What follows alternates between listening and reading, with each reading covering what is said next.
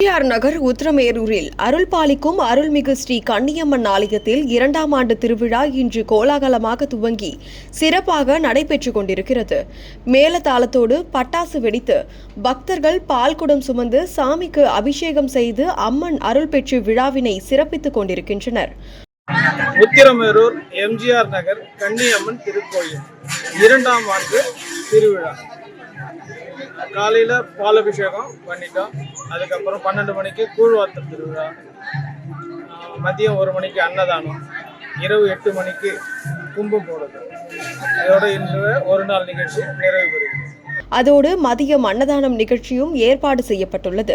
இந்த நிகழ்ச்சியில் சிறப்பு விருந்தினராக திருவான்மியூர் இந்திரா நகர் விஷ்ணு மாயா சேவா பவுண்டேஷன் நிறுவன தலைவர் எம் பழனி அவர்களும் செயலாளர் டி கல்யாணசுந்தரம் ஆகியோரும் கலந்து கொண்டு சிறப்பித்துள்ளனர்.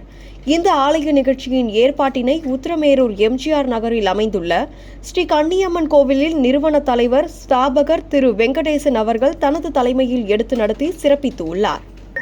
வருஷம் பண்ணுவீங்களா சார்? வருஷத்துக்கு ஒரு முறை சித்திரை மாசம். இந்த கோவில் ஆரம்பிச்சு எத்தனை வருஷம் சார் ஆகுது? 2வது வருஷமா. விசேஷமா வேற என்னென்ன விசேஷம் சார் நடக்கும் இங்க?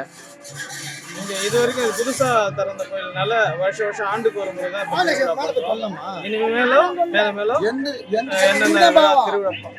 என்னென்ன விழா பண்ணமோ அதெல்லாம் நாங்க சிறப்பா பண்ணுவோம். இது வளர்ந்து வர கோயில், இனிமே வளரணும். பக்தர்கள் அனைவரும் சப்போர்ட் பண்ணணும்.